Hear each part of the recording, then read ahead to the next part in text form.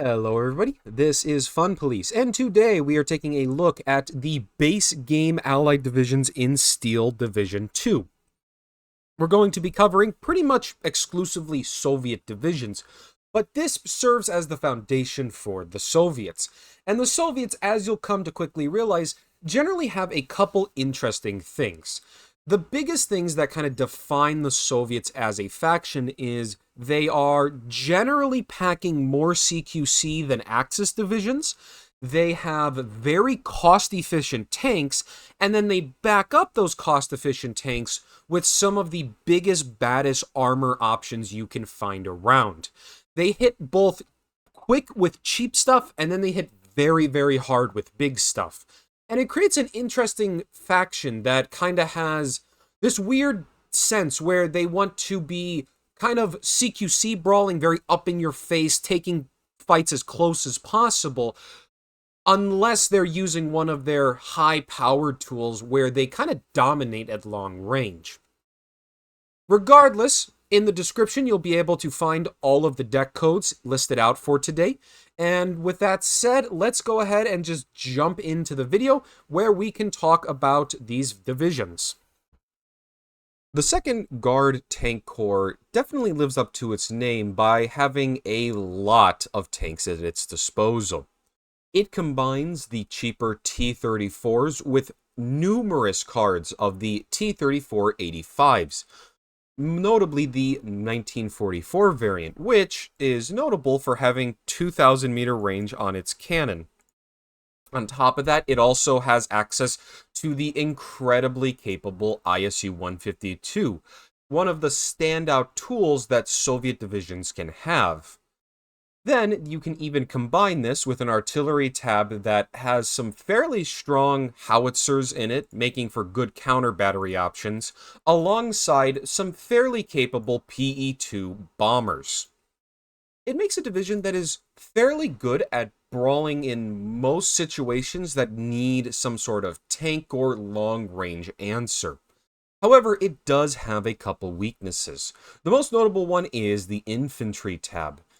The infantry tab is entirely or near entirely made up of regular 20-point guard infantry, which only are armed with a single DP-28 instead of double DP-28s. And what this means is that your long-range firepower is not exactly good. It is maybe passable, and they aren't bad units because they are 11-man, but it's just not exactly a very, excellent tab. And with limited slots as well, you are going to have to rely on other people if you want to excel at it. This is why 2nd Guard Tank Corps is maybe better as a team game division where it can spam those T-34s and whatnot with good artillery for the counter battery war, whereas in 1v1, other divisions kind of do what it does, but better by having a larger and more capable infantry tab alongside the rest of the tools. 29th Tank Corps is a interesting division to say the least. It's got some fairly unique units, such as the only Soviet M10 tank destroyers in the entire game. It has the relatively rare A-20 Boston bomber, which is a fairly capable bomber, and it also has a fairly unique collection of armor, sporting regular T-34s, T-34-85s, and even several cards of IS-2s. On top of that, it also does have some fairly capable recon in its tab with fairly generous slots and solid options. However, this division kind of suffers a crisis of identity because this all looks to be fairly capable, and if the division could do 1v1 well, it would probably be a pretty solid division with this flexibility.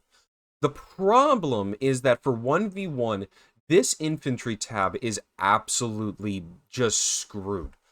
The availability going to 3, 4, 5 for the last couple cards essentially means that this division is extremely limited in the amount of infantry it has. It does have 2 cards of double LMG infantry, so it is okay, but you get pretty much the bare minimum infantry that you're getting. And on top of that, you also don't have like an excellent artillery tab or an excellent support tab to maybe compensate for that limited infantry. You're very all in on having anti-tank potential. But at the same time, things like M10s are very good, but the lack of APCR on them, alongside just how the division is made up, means that for team games, there's kind of just other divisions that kind of do its role better. The M10s are better for 1v1, but really, like, if you want to play a division with, like, IS-2s and T-3485s, there are other options, and they generally have better tools to support that package and play style. So, currently, it's hard to recommend 29th Tank Corps because it's just so restricted on slots. Maneuver Group Tyurina is an interesting armored division, as it almost acts more like a mechanized division in its makeup. Not having any real super heavy armor, it instead relies on a lot of cost-efficient T-34s, M5 Stuarts, and things like captured German Panzer IVs in order to overwhelm the enemy with it. Its infantry tab is quite capable, made up with a lot of Strelke DPs alongside a card of the Stromoviki ROKS, an amazing CQC squad, and its AT tab complements all of its light armor by providing the longer range and heavier hitting options, such as the SD2 and the Su-85. The division does have some weak spots, such as its air tab being pretty bad overall. The PE-3 bombers are very low, weak payload options, and the biplanes are way too slow and way too vulnerable to be of any use. And on top of that, its artillery is maybe passable is the best way to put it. It is a division that works best in a 1v1 setting where it can aggressively push with its plentiful T-34s and its capable infantry tab, with enough there to deal with more common threats like, say, a Panther or a Tiger that shows up, without having to worry about how it's going to answer something like a IS-2 or something. Tyurina is a division that maybe falls a bit lower on the scale, as other divisions can spam light armor in a similar manner and have some better tools, like a better air tab and whatnot. But in the base game, it's a fairly flexible offensive division if you want to play with a lot of T-34 spam. Group Bezuglogo is a division that kind of takes after Tyurina, largely relying on a lot of very cheap and cost-efficient tanks to overwhelm the opponent. However, it has a couple main differences that make it stand out. It notably has access to arguably much better line infantry, with the Strafniki being bulky 20-man squads. It can call upon a handful of heavy tanks, such as the Tiger and a Nashorn in the AT tab, and its air tab is a lot better, made up of much more potent IL-2s and the A-20 Boston Bomber. Bezuglogo is a division that is fairly well-rounded for not only 1v1, but if you really lean into the artillery tab, making use of the Su-76s, the Andriushas, and the off-map, you can have a division that might be able to slug it out in team games. Although, keep in mind, your abilities to answer heavier tanks will pretty much come down entirely to your air tab. So make sure you have people that can support it by helping to soften enemy AA up. Regardless, in 1v1 at least, Bezuglogo gets to spam T-34s in a similar manner, and backs it up with some very solid support in most of its tabs. Spamming Su-76s is just really strong, and most of the other tabs are capable enough that Bezuglogo serves a very solid niche as another very aggressive division that can pressure people down and use some special tools like its Strafniki and whatnot in order to further overwhelm people. 3rd Guard Mechanized Corps has always had an interesting package of unique things into it. It has a lot of Lend-Lease tanks like Emchas and Valentines. It has the Partisan Infantry. It has the IL-4, which is a pretty rare bomber.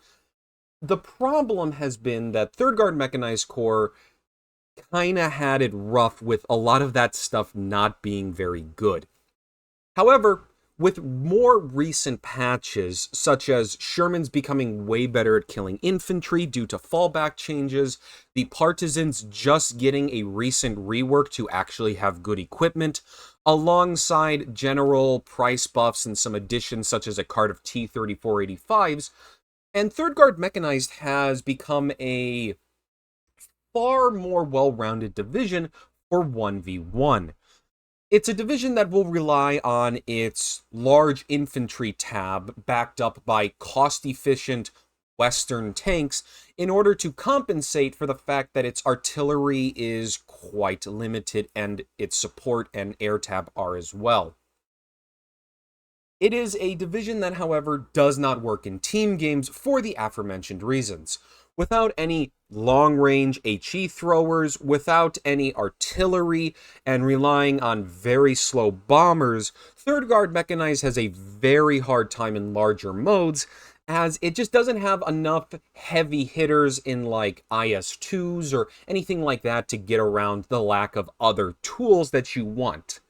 So if you're looking for a different Soviet division to take into 1v1 or smaller modes, Third Guard Mechanized is a much better option nowadays, and can provide some fun things with the unique toys and units that it has access to.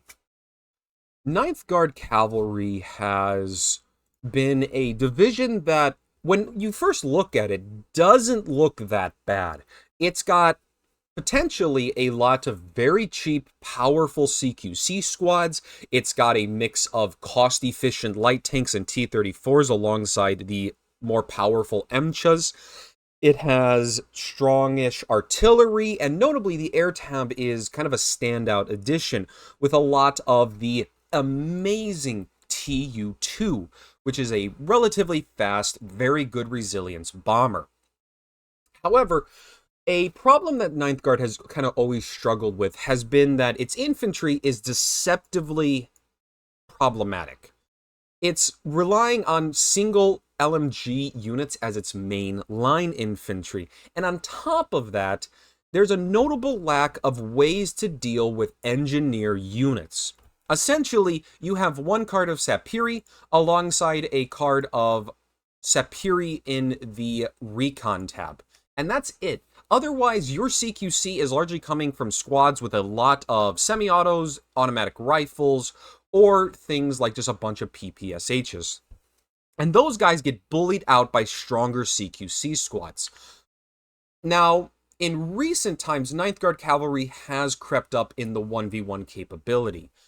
Notably, its infantry continually get cheaper and more cost-efficient, so now you can actually overwhelm with numbers or really high vet levels. Things like Shermans have become very, very powerful, being able to be excellent support against things like infantry, and it's maybe one of the last Soviet divisions that has like an extremely powerful air tab, being able to spam the Tu-2 and even having the IL-2-37, which might be one of the best AT planes in the entire game. It's a division that definitely only works for 1v1, though, as it's very limited in fighting heavy armor that team games usually have. But if you're looking for a very different division, it can be a good one to maybe give a spin.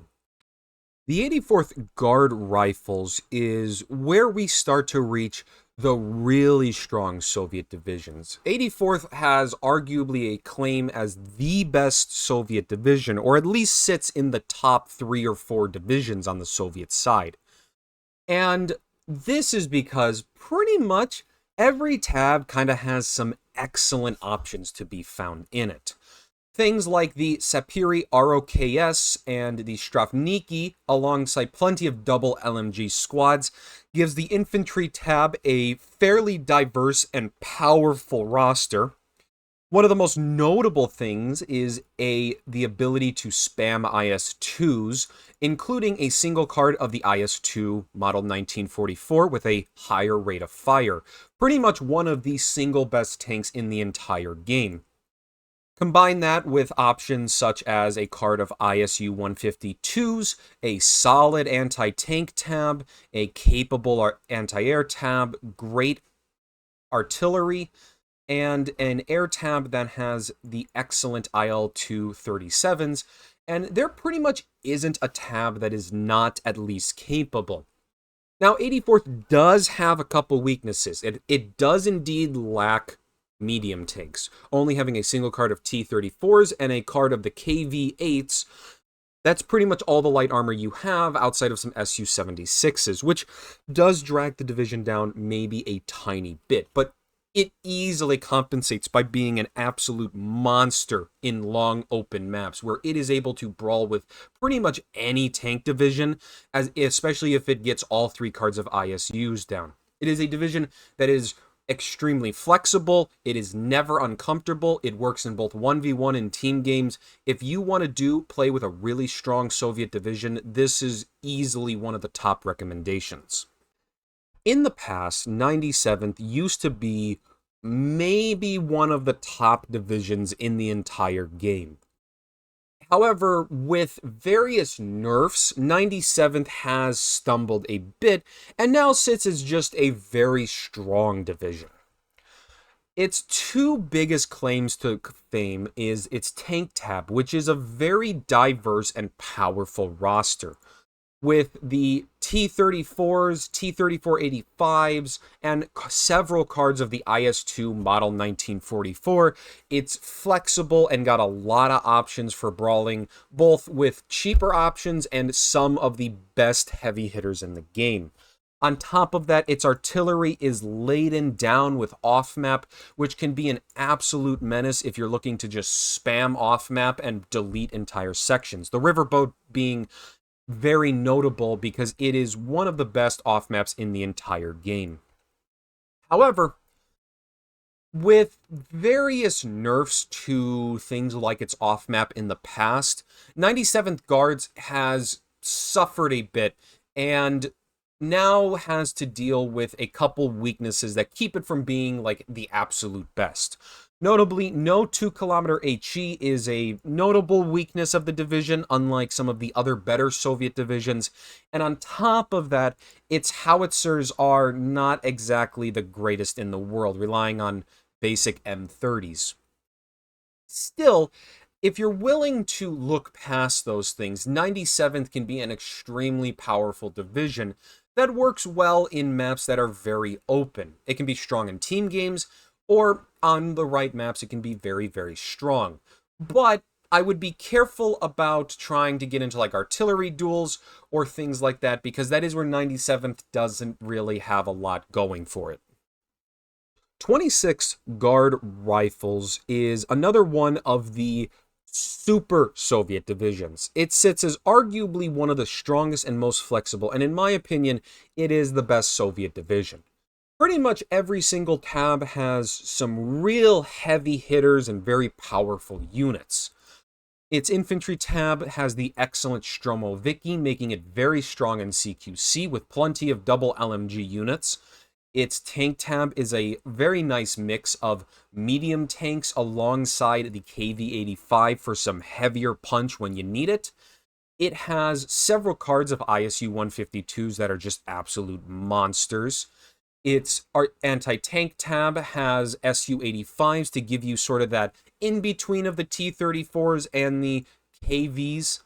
It has a very strong artillery tab with off-map Su-76s. It has Andriushas, and even has plenty of super heavy B4 and BR5 artillery. And its air tab has plenty of high-powered IL-2 37s and bomber variants. It's just a division that doesn't really have a weakness. Maybe the only criticism is that it doesn't have like a card of IS-2s, but that's, with how much it already has, it's not needed. It is a division that pretty much is always comfortable, whether in 1v1 in team games, it can go onto any map and it has tools to do it. You need CQC, your infantry and cheaper T-34s got you covered. You need long-range power, KV-85s, ISUs, and your artillery and air will cover that as well.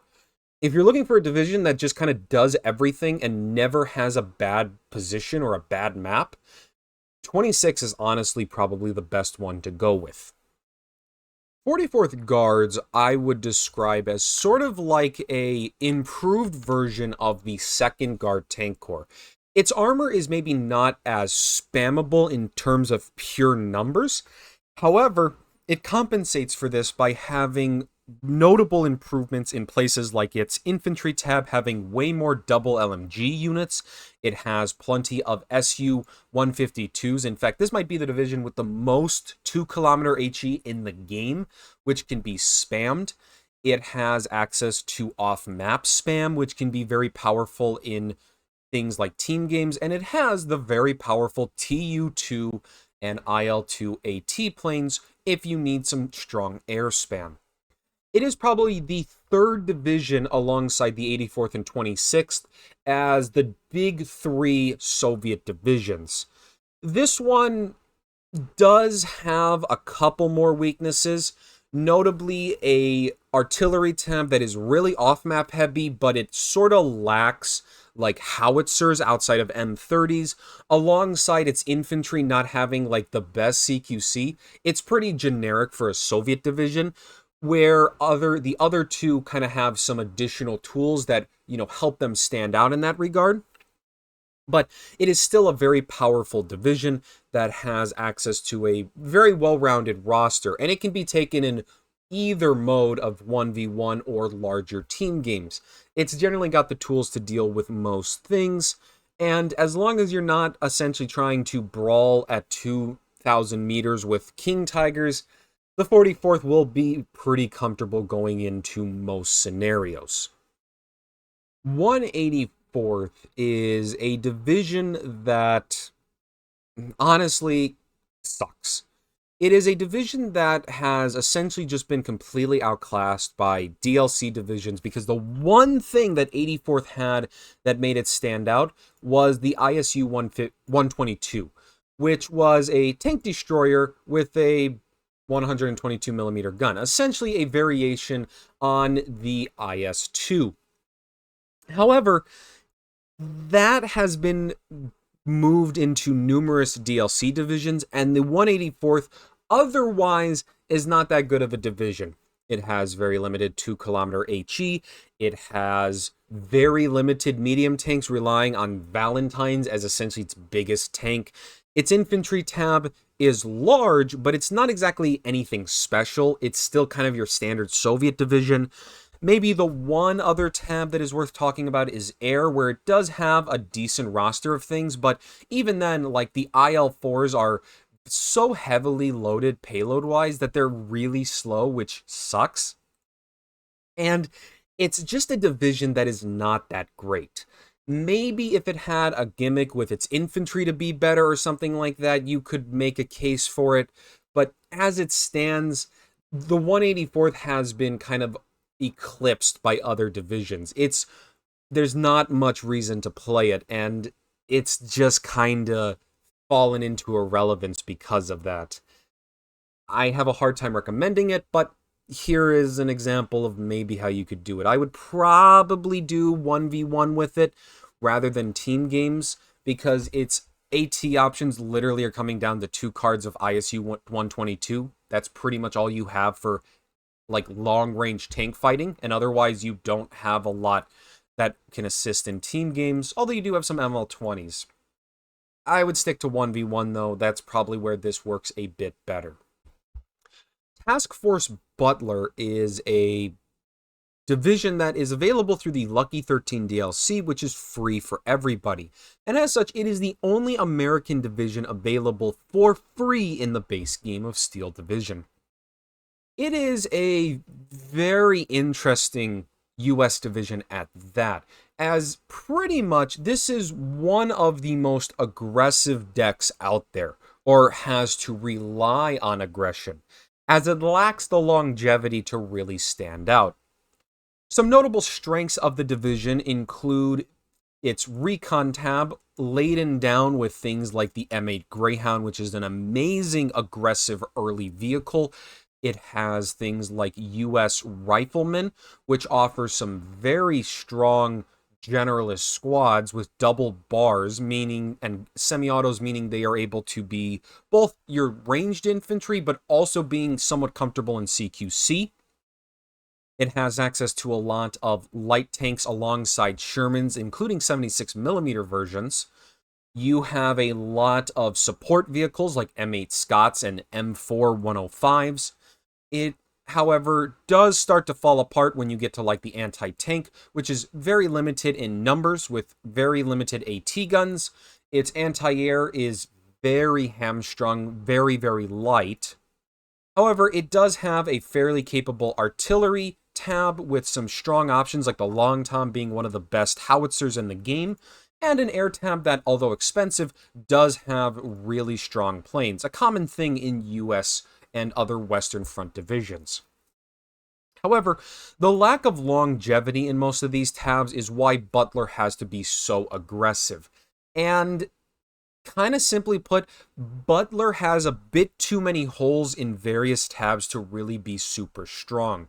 I would recommend largely playing this in 1v1, where you can lean on hyper-aggressive plays and don't have to worry about long games. But even there, it's kind of gotten worse because other divisions can kind of do it better without having some of the downsides like kind of meh infantry after the Phase A that Butler has to deal with. The division available with the cheap pre-order purchase is the 3rd Guard Tank Corps. And this division kind of has one thing going on with it.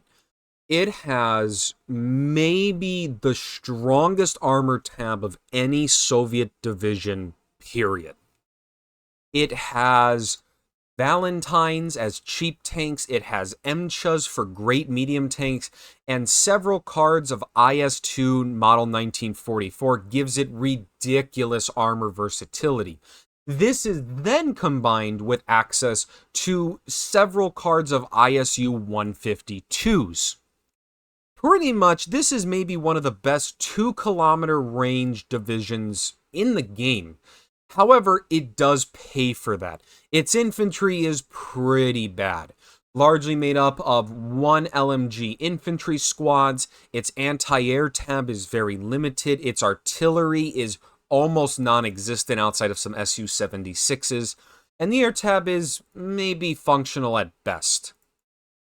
However, that doesn't really matter for where 3rd Guard Tank Corps wants to be, which is in team games. This division is a very potent team game division and can play attrition better than almost any other division. Its ability to dominate the long-range engagements is almost unparalleled by most other divisions. And if you really build it in certain ways, you can grind any deck out pretty easily. It is a beast of a division, and as long as in team games you have somebody else to cover for your artillery weakness, this division absolutely rocks. In 1v1, it is quite a bit worse. You don't really have time to spam IS-2s like this, and it does still have ISU 152s, which are always very strong, but it just is, this is a team game division, and it is a beast at it. That is where it should be, and that is where it will perform amazingly well. And with that, we have now covered all the base allied divisions, the free DLCs, alongside the pre-order division bonus. Overall, it's actually a very strong set of rosters. You do got a couple weak ones in there, but honestly, the Soviets have been pretty consistently strong. They got some very powerful tools in them, and some of their best divisions are just outright for free to play with. There are a couple divisions in DLCs that are also very, very strong, but in all honesty, if you're just looking to play with like some of the best Soviet divisions, the base game honestly has most of them. If you like this content, make sure to like and subscribe. You can find all the deck codes shown off in this video down in the description. Now, keep in mind, these deck codes are not meant to be the most super refined list. They're more so just to give you basic ideas on how to play them. Some might be geared towards 1v1, others might be geared towards team games. They're simply a building block, and edit them and change them as you see fit or as you wish. Anyway, I want to thank you if you've watched all the way through, and I hope you have a good day.